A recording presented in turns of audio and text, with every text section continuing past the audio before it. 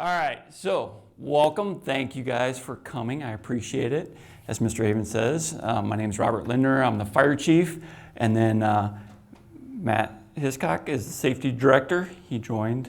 Yeah, I guess he's going to evaluate me and tell me what I did wrong. So I appreciate you guys coming out. I know, the city of Wadsworth, especially, at least as a city administration, we don't build new buildings that often. So, prior to this, the last one was City Hall in 1995. So this was a big deal, not only just for the fire station, the fire department, but the city as a whole. So I'm pretty proud of it. Maybe I'm biased because I had a lot of input, but I'm very proud, and hopefully you guys will be able to see. I have some pictures, but I do want to throw out there this Saturday from 10 to 2, we are having our open house out there, so you actually get to walk and physically see, touch the building. We do have at noon, in the back portion is our Safety Town Village. We're doing a dedication for that. We've already done a small dedication for the station back when we opened it. So I just want to throw that out there. If you guys are available Saturday, come on out and see it. But you guys are going to get a sneak peek of this, and we'll talk about this. So before I get started, how many have been to the old fire station on North Lyman Street? Seen it? Try to remember it. Maybe you're there for the pancake breakfast. That's usually what most everybody saw. We had all the trucks out. We had you in the bay. So try and keep that in mind as I go through this presentation of, you'll see where we were and then what we have now. So get started. So I do want to talk a little bit about the fire station that was on North Lyman. So the station was celebrated in October 20th, 1963. So yeah, a lot of people didn't realize how old that building was, 60 years old. When we build a fire station, most people, when they build it, they hope for 50 years. There are some stations that go 100 years. Of course, there has to be maintenance and a lot of renovations on that, but we shoot for 50 years. Just imagine what has changed in your lifetime in 50 years. A lot. The cost, I wish this was the cost now. I'm sure the safety directors too. The final cost for that station was $48,000 back then. Just almost $46,000 was provided through a bond issue back in 1959. The construction costs did run over. The additional $3,000 came from the capital improvement fund for the city income tax. So that station, when it was built, $48,000. I have a slide here that will show you the cost of this new one, and it's good thing you're sitting down. I'll say that. But things do change. So that was the old fire station. Originally, when it was built, and I'll show a picture and I'll show you the different additions, but there was 2 other additions put on that building. So back in 1975, they added a training meeting room and then 3 more bays in the back of the building. Then in 1992, another addition was put on. That's where they added an office. At the time when I first got hired, that was the chief's office. They added some restrooms and then a maintenance bay in the back, and that was done at a cost of $200,000. So that building, a lot of people don't realize that, it had, technically there was 3 buildings, the main building and then 2 additions. So I'm going to point out, so this bottom one is an overhead of the station. Here's Maple Street, Lyman. This portion right here was the original that was built in 63. The 1970 edition, 75 edition, this was that portion, and then where these 3 blocks are, that was the second edition put on. So this became our meeting room, training room / kitchen. Prior to that, this was the original. There was no kitchen put in it. It was a real small kitchen up over here. The restrooms were actually back here. There was one here on the original edition. 75, that was when we added this day room / meeting room, kitchen. This portion was part of the 1992 edition, and then the medic apparatus bays right here. That was part of the 75. In the 1992, they added this office, the 2 restrooms, and then this was all a maintenance bay. At one point, we did get a grant, and we created a small fitness room. It's makeshift, basically walls, no ceiling. So we added that fitness room onto it. So the big issue is a lot of people questioned, and I'll talk in why we didn't rebuild over on this property. It's a tight property, not a lot of space. Currently, our trucks, the ambulances, since they're smaller, it was no problem. We would pull down this little alley, and then we would have to turn and then back up. We did have 1 fire apparatus here that in order to get it in here, we had to back it up all the way through this alley and turn, and it was not the easiest. Our brand new drivers, we wouldn't let do that. So this was the maintenance bay, which one of the reason that they added this, back in 1992, they got a new aerial fire truck. It was a tall truck. They had no place to really work on it maintenance-wise, so they put this on here, and then they added a bigger door, 14-foot door. These doors are 12-foot high. Trucks over the years from 1963 to now have gotten bigger, wider, taller, heavier. So that was another issue that we ran into. But the current station on Lyman Street, this is how it was utilized. The administrative assistant had the front. This at one point, when I first got hired back in 1993, this was an office.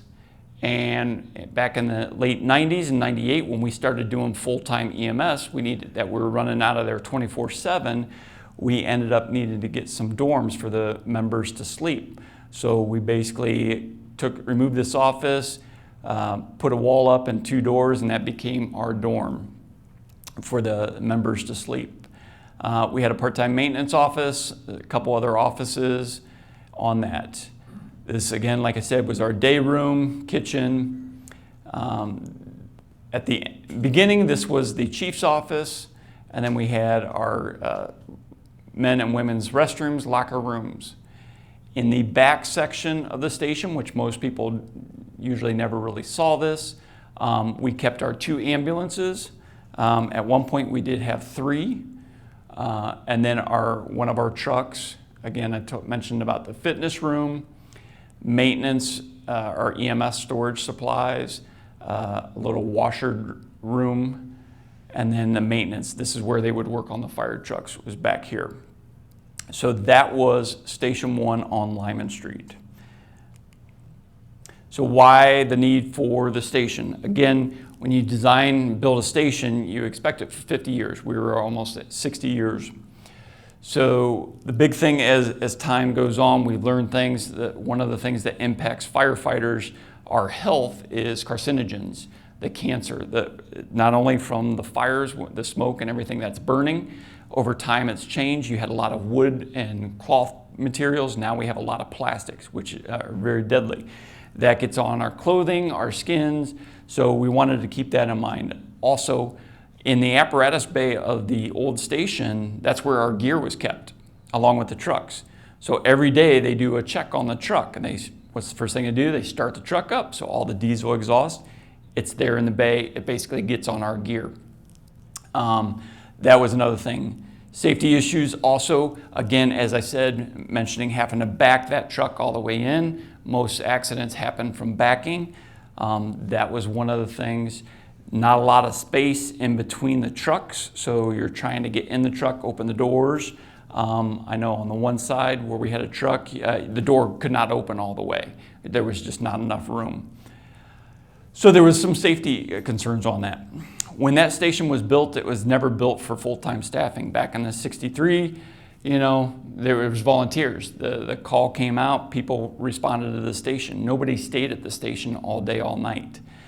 As time goes on, our call volume has increased, so we had to have full-time staffing. It's hard to get the volunteers. We wanted to be able to have full-time staffing. So it was never built. Again, we had 2 dorms, so we could only have 2 people max. Vehicle access, like I said, pulling out onto that, what we call the front apron, there's not a lot of room, having to back the truck up. Size of the trucks have changed drastically, even from when I first started 30 years ago. The size of them, they keep going a little taller, heavier. We're holding more water on our trucks. So the concrete was never designed for the weight of our trucks now that we have. We did have some roof issues. That most of that station is a flat roof. I've never been a fan of flat roofs. They're guaranteed they're going to leak at some point. So we did have some times where it's raining inside. So that was one of the issues. And ultimately, we just outgrew that station. The department, as we've grown in the station, in the community, we've had more members working at the fire station. We just basically outgrew that station. So how did this process start? So it actually started back in 2016. We actually did a fire station study. We brought in some individuals to study our community. Where can we, if we want to do another station, what size should it be? Where should we put it?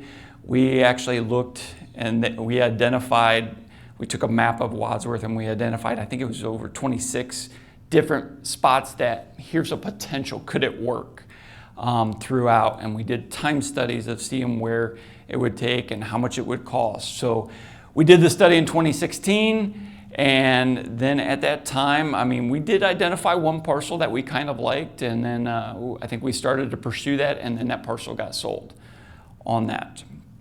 And then, I forget shortly, Matt, correct me, in 2020, roughly, someone approached us about some land. Hey, we're looking to sell this property. Would you be interested? And it's like, well, one residential property doesn't do us much, but hey, if we can get this one, could we get additional? So the safety director at the time, Matt, he ended up, doing his magic for us, and ultimately we were able to acquire some land.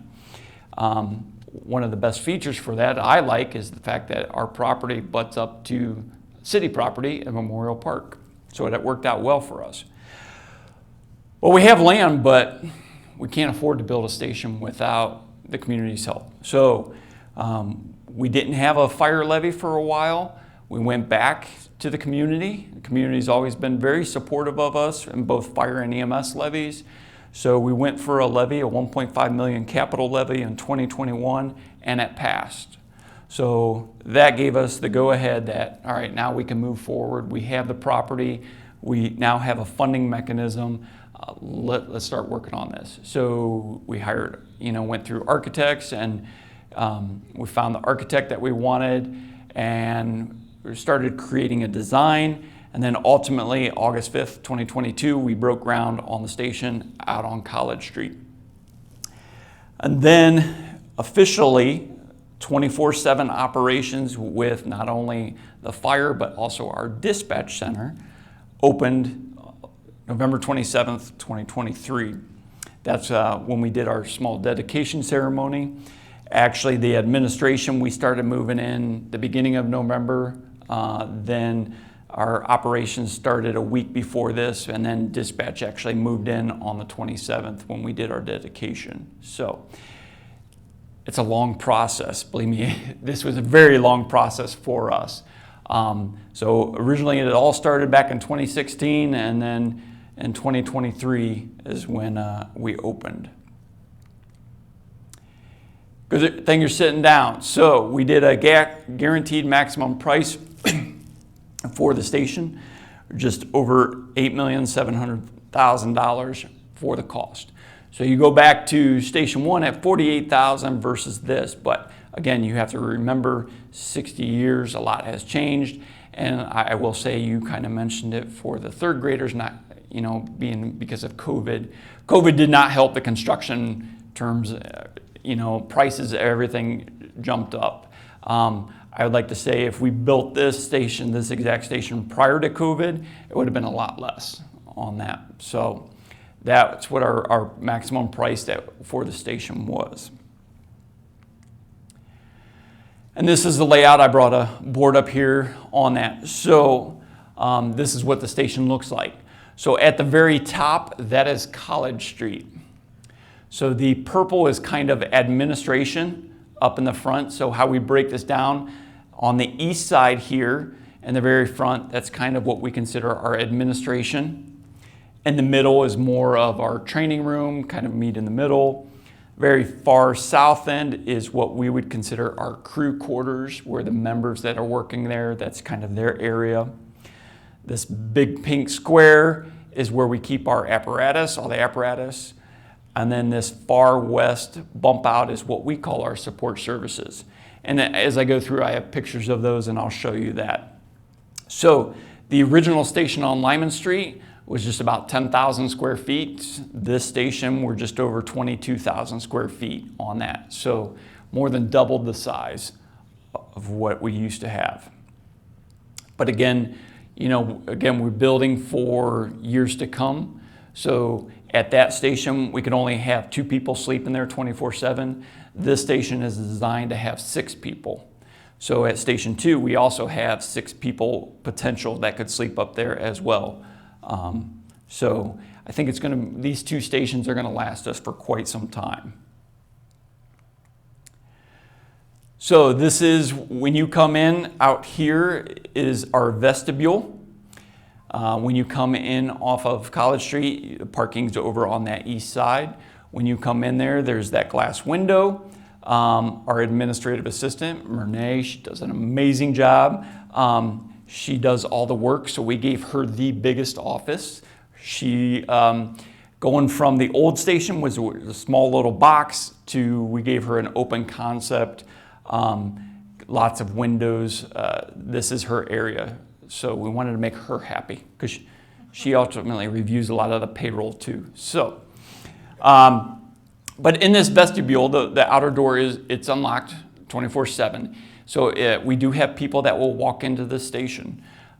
There is a push button out in that vestibule. If you push that, it rings the station 3 times, the phones. If nobody answers, it goes directly to dispatch, because dispatch, we always have people there, because we actually may be out on a call. So that way you can always get somebody 24/7. So this is the administration assistance area. Off of the vestibule we have is what we call a triage room. So for those, it kind of looks like a small little doctor's office. So we get quite often, actually we had one today, somebody came in, they had some chest pain. So we could bring them in here. We actually get people quite often for ring cut. They need their ring cut off. I don't know if Thurber's always sends them to us, but we cut off rings all the time. Sometimes people get a new medications, they want their blood pressure checked. You can come here. If we're here, we'll check your blood pressure. So this is basically our little doctor's office. In the future, a big term is community paramedicine, where we can, instead of going to the doctor's office, maybe we can do things to prevent you from having to go to the hospital. This room is potentially for that as well. But currently right now, this is our triage room. If somebody comes in, we can separate them so they're not out in the open if we need to evaluate them. This is the administration conference room. So this is where officers, when we have our officer meetings or if we're doing interviews, this is our conference room. We did an open concept. We have the glass on that. These 2 rooms, that's actually my office, the assistant chief's office, and just to the right of here is our part-time maintenance. It's her office. So this is pretty much the administration area. I'm not going to show you every area, so I want you to come out on Saturday to see everything. This is our training room. So right now we're going into what I would call that beige area. This is our training room / EOC room. So when we train, sometimes we'll go over materials, especially in the wintertime when we can't get outside or it's raining. We'll do training inside. We can do that here. We also use this for EOC, so Emergency Operations Center. So if some major disaster, something happens, we can bring city officials in, fire, police. We can set up, we have telephones that we can hook up in here, get access to cameras throughout the city. We can end up setting that up in here. It's just another picture. We have cameras, bulletin boards everywhere if we have to write anything, and again with the videos. Turnout gear. As I mentioned, old Station 1, it was out in the apparatus bay where all the diesel exhaust. We put that in its own room. It has its own exhaust system. Right now we have a capacity for 50. Right now we're at 48 members, not all of those 48, some of them just do EMS only. So we do have room for up to 50 on there. But this is where we keep our gear. It's away from any of the diesel exhaust from the trucks. And that goes directly out to the apparatus bay. One of the things we try to do fitness, oh yes sir. On your gear, after you're on call, does that gear get washed or cleaned up? Yep. Sanitized somehow? Yes, yes. So we decon clean it on that. Some members have 2 sets, so they can wash one. Not every member has, because the gear is expensive and storage. Not every member has 2 sets. So once they wash it, they are out of service on that. So sometimes we try to plan that. But we do have a regular washer, or does it have to be like no. It's a special washer. Basically, we want it to. There's a certain RPM that it has to spin at, higher than what you would at your residential, to get rid of all that contaminants. And there's special soap as well. And I'll show you a picture of it. I have one in here. Good question. So health and safety is a big part of this station. We wanted to, again, we had an exercise room at the old station, but it was with the trucks. So you could be working out at the old station and somebody's going to do their truck checks and they started up the diesel exhaust. So you're running and you have that. So it's in its own separate area. And actually it's right, there's another picture to show you. It's actually near the kitchen, the day room, kind of twofold. Maybe, hey, as somebody's sitting down or getting ready to eat their food and they see somebody working out, and it's like, oh, maybe that's a little motivation on that. Also, we enclosed it with glass because we wanted, in case something would happen, there's been times people are working out and something happens, they get hurt or what, we wanted to be able to see in there. And then we have a little what we call a privacy wall in the summertime. If somebody wants to do some working out outside, get some fresh air, they can do that as well. So again, at the fire station, we're there 24/7. So the members treat this like their home. They're going to have the same amenities that you are. Actually, this station has better than my home. But this is what we would call our living room. We call it the day room, but this would be your living room. Have our TV, some chairs they can sit, watch TV. Has our ceiling fans for comfort. So that's what most people would consider their living room. This is their kitchen, a lot better than mine. But so why are there 3 refrigerators? So we work 24/7. So there is 3 different shifts and members, and we call them A, B, and C.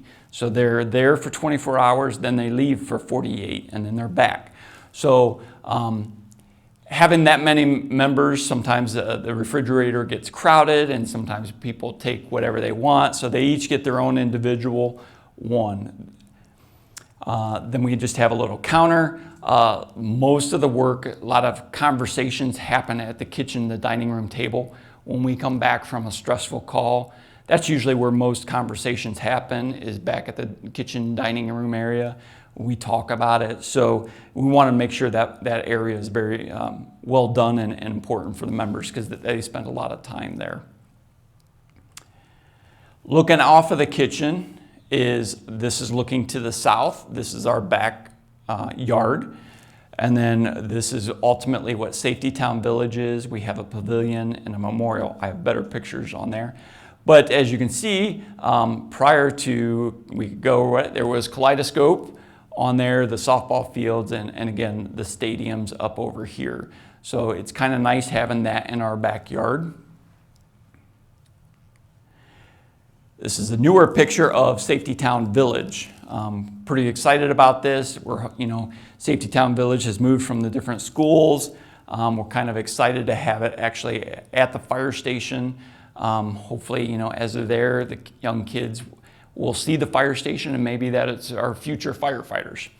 So this is what we'll end up doing. They take their scooters and they do some trainings on the drivers with the police department. We have this pavilion where we can do safety education with the kids on that. Again, the Safety Town Village, I will give credit. Matt has done the majority of all the work, Matt and my assistant chief.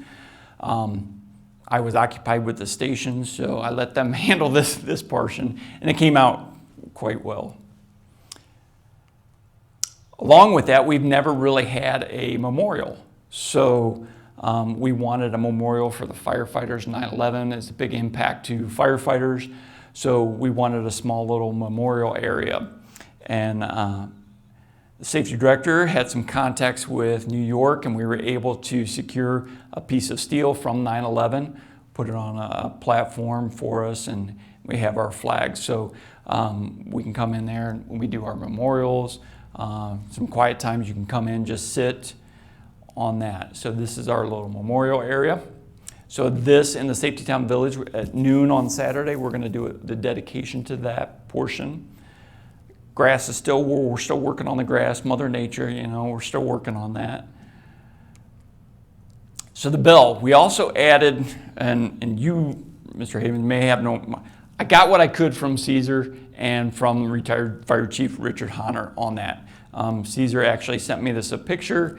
I think he said it was from the 1867, the old fire department, city hall, and jail on that one. Not 100% sure if this is the exact same bell as this one, or this was the bell there was at one point when the fire station moved to basically kind of like between Huntington Bank and where City Hall is now. That's where City Hall was and the fire station. There was a bell there. I know for a fact that is that same bell that used to be in front of the old fire station on Lyman Street, and we wanted to bring that and kind of a little dedication to that bell. Not sure if it's the exact same as this one. Caesar wasn't 100% sure on that one, but I know for a fact this is the bell that in the 1935, that fire station, it was definitely there on that. So that's how firemen back at the time, that's how they notified the bells.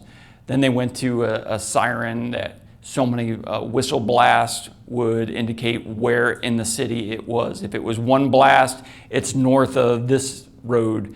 If it's two, it's in the southwest corner. Or that's how they got notified of where the area where a fire was.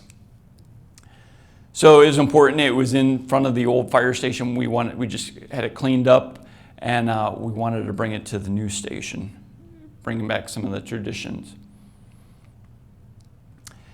So now we're looking down the hallway of the dorms. I call them the dorms. This is where the members sleep. Again, we're here 24/7. They don't always sleep all night long. If they're lucky, they do, but that's quite rare anymore nowadays. But we do have 6 rooms, so we can have 6 members sleeping there at a time. Normally, right now, we have about 4. They are, for those that went to college, it's pretty much like a dorm. That's what I call it. There's not much to it, very small, and I got a picture. These are, again, we had 3 refrigerators. These are the lockers for the A, B, and C shift where they can keep their bed linens, their uniforms. Basically, it's a bed, a little stand for your phone, clock on that. We have a ceiling fan, and then it's not in there, but on the left of the corner as you walk in, there's a small little desk that they can put a laptop or do some work if they need to. It's pretty much a bed and a closet. That's all it is. This is the laundry room. So this is what we call the clean laundry.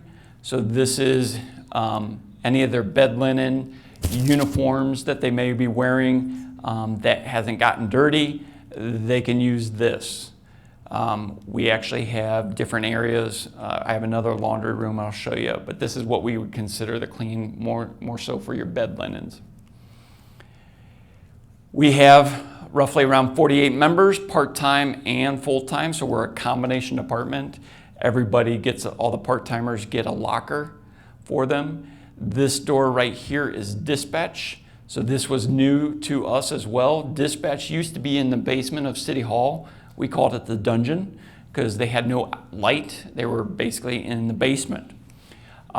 Dispatch absolutely loves this facility now because they actually have windows. They can see natural light coming in. So it's been a nice addition to the fire, at least I know for the firefighters, they like having dispatch around. But now they have their own facility in here.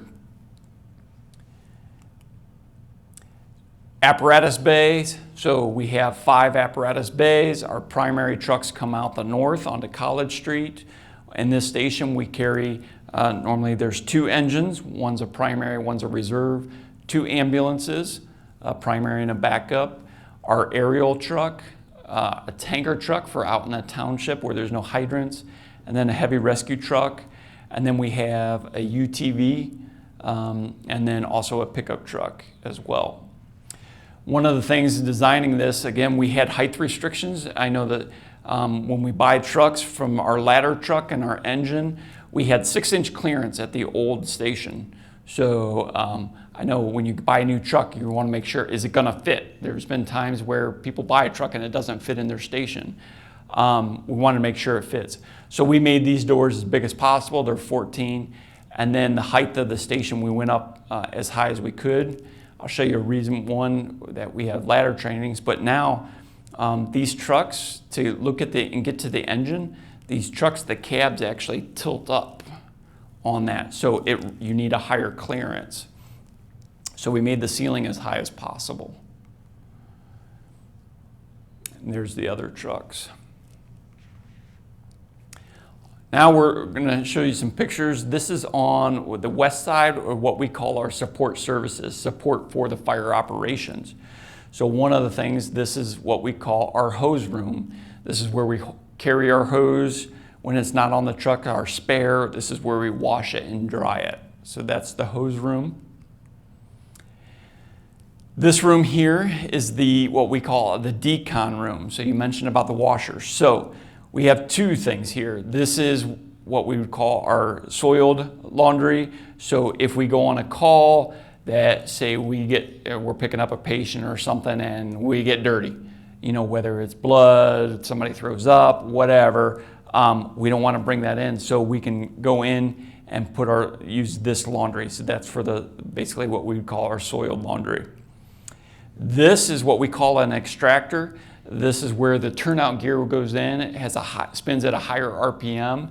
So the gear will go in there to clean it. Basically, it spins it so fast, it gets all the stuff out of there along with the special soap. When we're done with that, when that's done, then we hang up the turnout gear, and then this blows air into them to dry them. So this is our gear dryer. You can dry the gloves, our helmets on that. So this is what we consider our decon room. One of the other features in there is we have a shower. So if we come back from a fire call and we got all kinds of stuff on us, we can, get out of our gear, start washing that, and we can take a shower right then and there. And then that's what we call our quick decon shower, and then we can go take another shower somewhere else in one of the other restrooms. Is there a door to the outside of the units? You can just go in? No. This is directly off of the apparatus bay. So. But I meant if you needed decon first, can you get in that room and get into the shower from the outside? Not from the outside, no. So a lot of times on the scene, if we're really that bad, we'll do what's called a gross decon. Stand there and we take the hose and spray it out. Yeah, that's what we call our gross decon. And then, when they come in the apparatus bay, they'll come directly into this room. So they don't have to go anywhere else in the building. They can go directly in there, take off their gear, get it washed, and there's a shower in there. Then this next room next to it, I don't have a picture of it, but this is actually, it's a new thing in fire stations. It's a tornado shelter. So fire stations, police stations have to have a tornado shelter. So this is designed to withstand an EF5 for 2 hours. I never want to see that. I love storms, but I never want to see that. But this enables us to protect all of our occupants. There's certain requirements. You have to have a means to go to the bathroom. I have to have 20 gallons of water in case we lose water to be able to flush the toilet, and there has to be other tools, flashlights, everything has to be in this tornado shelter on that. That's another feature. It's kind of nice. I like to protect my people again with carcinogens, but with the tornado shelter and one of the big excitements that I like about this station, it's a fully sprinklered building. So the old station didn't, and one of the things that always worried me is our trucks, our apparatus are very expensive. The ladder truck that we just got, it was $1.5 million. So when you add up all the replacement values of all these trucks, I got 10 million just sitting in there. Actually, it was last week, I saw in Los Angeles, they had a fire in their fire station. The guys didn't know about it. Somebody was knocking on their door. So it burned all the equipment up on that. They were able to get up and then start putting it out. But having a building that's fully sprinklered, it not only protects our members that are sleeping there, but it protects the equipment. So we try to do some training. This is what we call a bailout window. So we pretend that this is a second story of a house, that if we have to set up a ladder and we have to go in. So this is a training prop that we ended up built into this on that. So there's a mezzanine that goes up to here, so we can go up and come out the ladder, or we go directly up. So that was another reason we wanted a high ceiling. Over here, this is what we consider our gas detection. So again, I said when they start the trucks up and the apparatus, all that diesel exhaust. So what we wanted to do, we have an exhaust system built in that has gas detectors throughout the station, that there's a fan that constantly removes at a low pressure. It's constantly flowing air to anything. And then if the gas detectors pick up any of the bad carcinogens, then it kicks up higher. And then if it goes into what we call level 2 alarm, the fan will kick at 100% and it evacuates everything that's in there. So that's another safety feature that we added into this station. So some pictures of the outside station. So this is looking south. This is actually on College Street right here. We wanted to try to get something that kind of fits into the neighborhood. We went with the brick and then some metal siding just to kind of blend in, and also it's a cost saving factor. The arches for the front, it's kind of the old traditional. If the firehouse that had the horses, they usually had the arch on that. So we had the ability with the station, we had certain numbers that we could pick from of what our address was. And again, we wanted to do a 9/11 memorial. So we had the ability, and it worked out well. 343, that's what members that in New York from 9/11, how many safety forces members that died. So we wanted to incorporate that, so we made that our address. So that is the front entrance. This is over on the east side looking. This area is actually dispatch. That's their room, so they do have some windows. They were able to see, so you can see some of the metal siding. We incorporated metal siding along with our brick. This is our back, this is what I would call our back porch, the back side. This is our generator. We have a generator that can power the entire building. Most generators usually just do a portion of the building. This one, that's why it's so big. With the power consumption that dispatch needs and the station, we wanted to be able to power everything. That's looking north. That's our back apparatus bay. And then this is on the west side, our support services. A couple of the other buildings in here, we have an outside garage door. That's where we keep our salt, the snow blower, things like that. We have a maintenance building, a maintenance room in here. And then we have something what's called an SCBA room. That's our air bottles. That's where we fill them, clean them. That's another one of the support services on that one. And then this is our exit only drive. So the members, if they have to come out of this, our secondary apparatus, they can come out this way and go out to the north on that. It's just another picture looking north. Or from Looking at that, Yeah. I live on Sunset, so I can see 3 white lights, probably from the right to the left. 3 white lights? Yeah, on the out at night. Okay. And then sometimes there's red lights. Oh yeah, the red lights. Where are they? I get What more. are they? People talk about their red lights. So it is what it's actually designed. So each garage door, and from College Street looking back, you're going to see them. They're on the sides looking. It's a red LED strip. All that is, it looks cool at night. I actually works for the fire station. It looks really cool. I like it, and people talk about it all the time. Those red LED light strips are for us to know about the door. If it's open, if it's shut, if it's moving. So if the door is all the way down, secured, we get a solid red light. It's an LED light strip. If the door is going up or down, if it's not fully open, then it's a flashing red light. If the door is all the way open and secured, then it's a green light. So, but everybody normally, because the doors are shut, you see the red LED. We don't want, that's when it's all the way up. We don't want people driving through the doors. It has happened. I have done it. That's why they promoted me to the chief, so I don't drive anymore. So that's strictly what it's for. We used to have these small little red, one green light bulb. It's kind of hard to see. I always said, I want something that the members are going to see. There's no way that you're going to know that door's not all the way up. So that's what people see at night, and you usually see it at night. You'll see the red LED strips on there. Each door will have one. Yeah, I get a lot of comments about that. A lot of people, what's that red light? What's that red light? Sometimes I don't see it. Yep. Other times, and I try to figure, well, maybe Yeah. it's because they're out.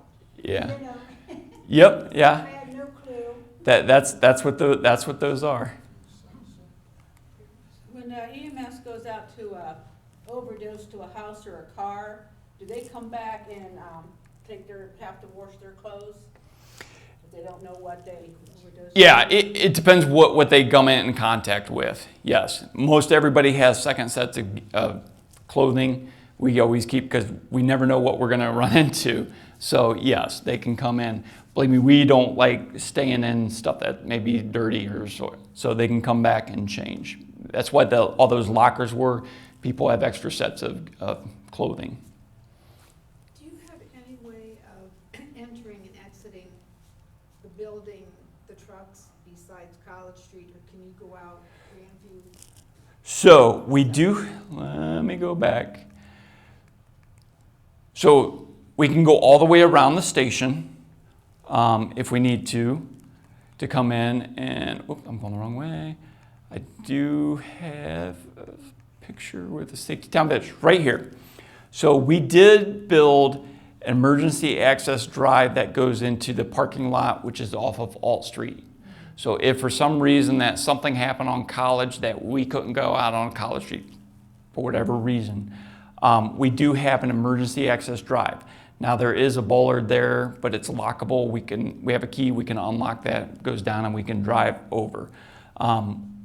It's normally not used. It's kind of more of an emergency access drive on that one, but we do have access to the parking lot, which goes to Alt Street. And then we can go out on College, or if we had to, go through the park and Grandview. So we do have, that's our emergency access drive. Yep. So that is all I had. I don't know if Safety Director, if you want to say anything, did I miss anything? Bob did a wonderful job. Yeah. Really, it's a kudos to the work and the dedication and the career that he's put forth. There are amazing things in this station that we can just touch upon, and Bob did a nice job doing it. It's so good that we have many communities come to our station already to take a look at it, to incorporate some of the features. Our architects use it as a demonstration piece for their work and their design. It's really well done. To touch upon one area that Chief mentioned, we used a new process in this bill to the city. It's called a construction manager at risk process. It's a type of project delivery and construction, and wasn't really open to governmental use for a long time. It's relatively new. This is our first project doing it, and we were thrilled with it. Chief mentioned in one of his slides that we had a guaranteed maximum price, and that's something that comes about using that construction manager at risk project delivery method. And what that really means is your contractor that you get involved with becomes your partner, and they tell you, we can build your design in your station for this amount. And Chief showed you, it was 8.7 is what they gave us, the maximum price that this station would cost, because any dollar over that doesn't become the taxpayer's burden, it becomes the contractor's burden. And so it was really a very unique opportunity, it was a new process, and it truly felt like a partnership. I think we worked hard to find the right construction company to work with us, the right design team to work with us. What's even better for all of you sitting in those chairs is the station came out underneath that number.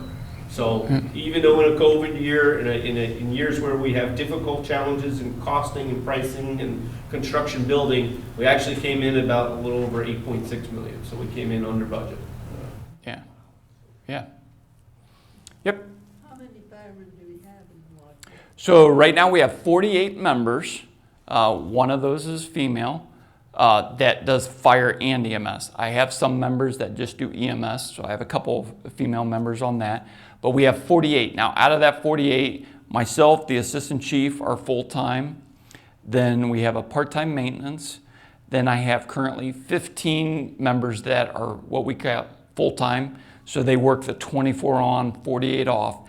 And then the other members are part-time. So they'll sign up to work shifts, or when a fire call comes in, they're at home, they can come to the station and grab the truck. So right now we're about 48 members. And we're currently hiring a 16th full-time member. So Does everyone get to drive the truck? not everybody. I don't get to drive the truck anymore. They don't let me. You hit one garage door and that's it. No, you got to go through a training process, so new members don't drive them right away. But yes, we get everybody trained so they can operate all the equipment. Yes. Yes. You said 48, but does that count the North Station also? Yes, that does. So our staffing model right now, I shoot for 7 people on 24/7. I don't always get that. Actually, we just started moving to that last year. Prior to that, there would be a lot of times I had 2 people at each station, because again, I could only sleep 2 people at the old fire station. So we had 2 there, 2 or 3 up at the north end. Now the model that we're trying to go is 4 at this station and up to 3 at the north end fire station. So we try to have 7 people on, because quite honestly, I mean, there's many times I had 3 ambulances out all at the same time. So EMS calls have jumped up. Last year alone, between fire and EMS, we did 3,405 calls. Yeah, so that's a lot of calls. We're averaging about 9, almost 10 a day. So, yeah. Do they all have to be at 6 in the morning? No, it varies. It varies. You know, our peak times, of course, you know, usually like from 9 in the morning to 9 at night. That's our peak times, you know, but it's never convenient time for anybody. Maggie? You have the 2 stations. Is there a designated area for both stations Yes. to cover, or is it if the light goes off, you just go? Yeah, so for EMS, we do have it broken down. So anything Good Street North is dedicated to Station 2, the one on the north end. Anything south of that is Station 1. Now, of course, if one's already out on a call, the other one just automatically goes to that. So, yeah, but the designation for EMS is Good Street North is Station 2's area, and then south is ours. There's a little odd area that kind of, you can't follow Good Street, like the Briarthorn area, that's actually still Station 1 on that. Now, fire call, it's both stations. We send everybody until the officer gets on scene and says, all right, I only need 1 truck, then they'll figure that out. But EMS, yeah, we do break it up on that one. Sequentially, when you get a call for a fire, Yes. what happens internally? Internally. Yes.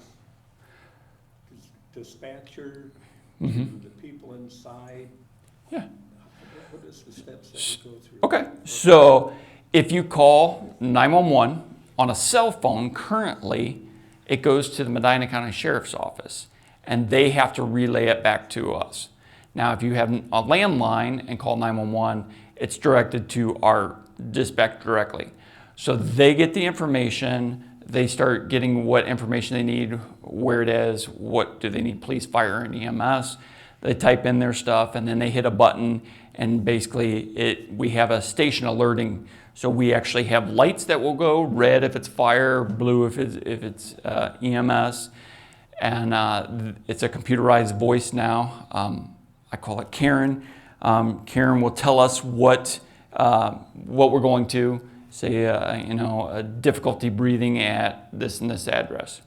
So as soon as we hear that, the crews, if it's an EMS call, the primary crews, they will go on the squad, they sign en route, then they go to the scene. And then every communication when we get on scene, when we go en route, when we get on scene, everything we always tell dispatch, they record all that information.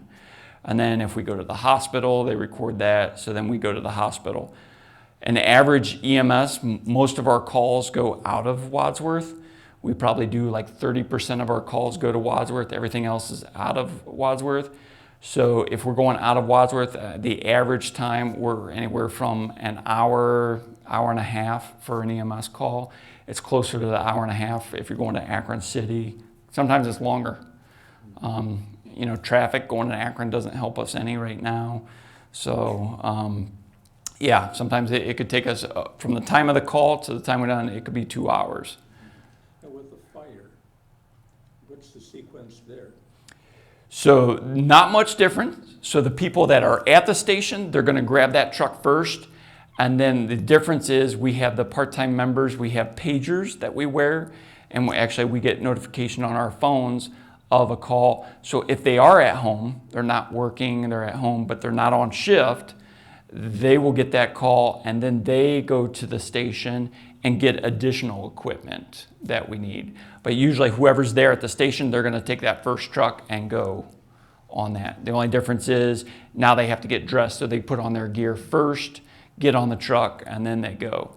Now we usually have a duty officer during the day, assistant chief, myself, or at night we have a duty officer. They will go direct to the scene on a fire call or motor vehicle accidents. They go direct, and then that way they act as command. They control the situation. They're the supervisor. If they need additional equipment, they will call for that or give direction to all the members. Yeah. So, yes? What are you gonna use the old building for? Well, it's still part of the city. So right now what we're using it, the police department's kind of overtaken a little bit. Prior to this, I was storing some of their equipment at the fire station. They have a SWAT truck, their UTV that they had, we were storing it because they didn't have any room. So they're taking the back portion of the building, our city communications. We have a big fiber optic project going on. The front half, the city is using for a couple of vehicles in the storage. And then we still have some storage of some of our equipment that we haven't moved over, the stuff that we don't use all that much, that I have to eventually try to get rid of some of the stuff because we don't use it. Over 60 years, you accumulate a lot of stuff that we found. So in the process of trying to get rid of some of the stuff, so we still use it for our storage a little bit. Very little, but mostly the police department's using a big portion of it to store their vehicles. So now I have more room at my other fire station, so which is kind of nice. Good questions. The levy that was passed was 1.5 million. The station cost 8.6. How was the difference funded? The bond issue, but I'll let safety director talk on that. So before we even passed the levy, we had begun a process of saving for the new station. So we had accumulated some monies in savings from prior levies, so we had begun that process even before 2016. Yeah. We started putting money away for the construction. So we had a significant cash amount, about $3.5 million that we put towards the construction costs. We then issued a bond for the remainder of the cost, so we'll pay that bond back over 20 to 30 years, hopefully sooner than that, over time, and go that. We also put monies from different grant awards into the practice and those kinds of things. There were additional costs other than just those construction costs, land acquisition, design fees, some things that we refer to as soft costs, those areas. So it was an expensive project, but the levy repayment plan is basically through levy dollars to pay it back. Yeah, I mean, the safety director does a good job. You know, the levies that we get, you know, try to put money for savings. So again, our trucks, I mean, the ladder truck was 1.5 million, you know. We don't go to buy one unless we saved up for that. You know, we do it a little different here in the city. It helps us because we actually do get a cost savings if we can pay it in full. So, you know, we always every year we put money aside for these future capital items. And as the safety director said, we were saving. We knew eventually we were going to get a new station, and so we were putting money aside for that. So yeah, we did have some cash value saved up. So, good. Any other additional questions? Okay. Well, I appreciate your time. Oh, you're welcome. I appreciate your time, and hopefully you can come out on Saturday, this Saturday from 10 to 2. There's not a lot of parking. We did talk to the schools. If you can park at Isham, I'm trying to save this east side for any handicap that may need it. The park over on that east side, there's not a lot of parking for the whole community. So Isham, we've talked to the schools that, you know, we can park over there and walk across the street. But hopefully you can come out and actually see it. Again, I didn't show you every single picture of the station. You know, you got to come and see for yourself. But yeah, yep. No pancake breakfast. Memorial Day, we're going to do a pancake breakfast. We are. I don't know how it's going to go. It's all new to us. You know, again, with parking and a little bit farther downtown, everybody would just walk to us. We're a little bit farther. I'm not sure what to expect. None of us are in the fire station. We've been talking about it. But yes, we are going to have one. We are going to have one again. So, yeah. Meg? Question, you said since they moved dispatch down here, is that also police dispatch? Yes. So our dispatch does police, fire, and EMS. Oh, okay. Just for the city of Wadsworth. Right, so if your house alarm goes off and it's a mistake, you call the non-emergency number. Yes. Well, because, yeah, if you call 911, it's going to go to the sheriff's office and they can redirect it. Now, the dispatch does have some new technology where they can pick up cell phones. They know there's a thing called Rapid SOS, and I'm no expert. Dispatch knows it, but they can actually see it come in before they can see the call, that there's a call originating.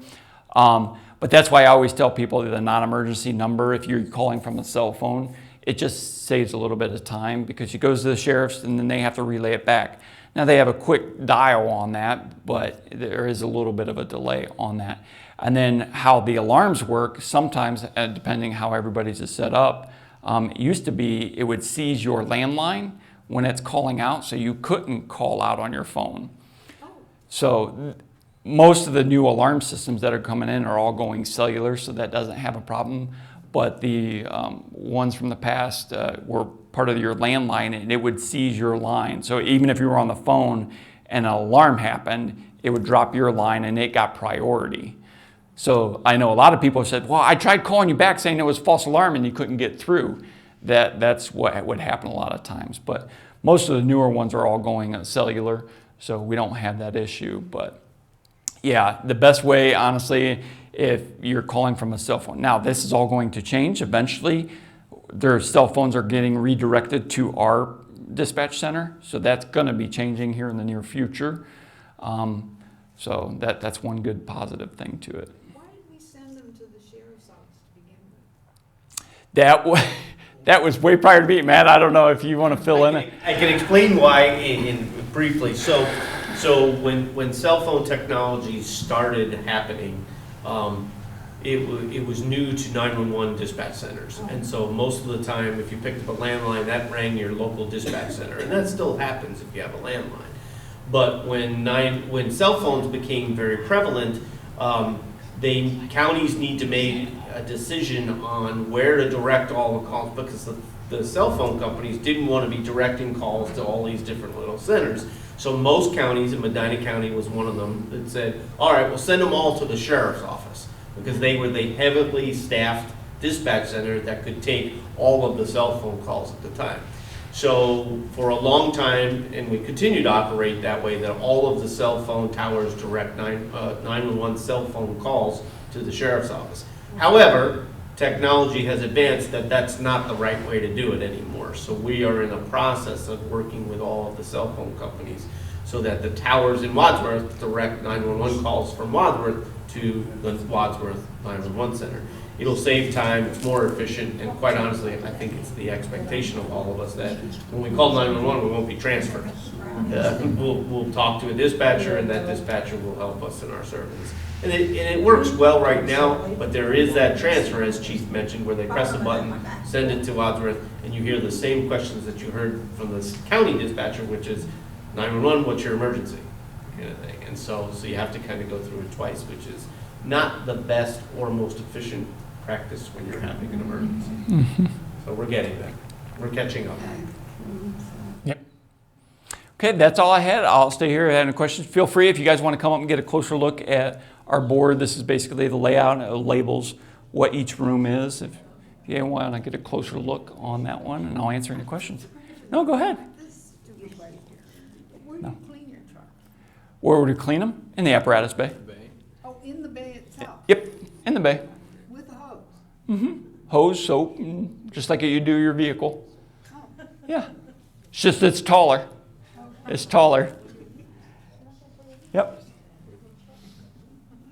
Yeah, there's plenty of room. We can do that. On the columns, we have each one, some has air, like an air connection. So one has an electric connection, one has a hose.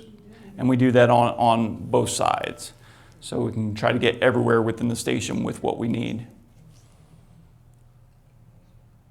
Okay. Great. Thank you. Thank you.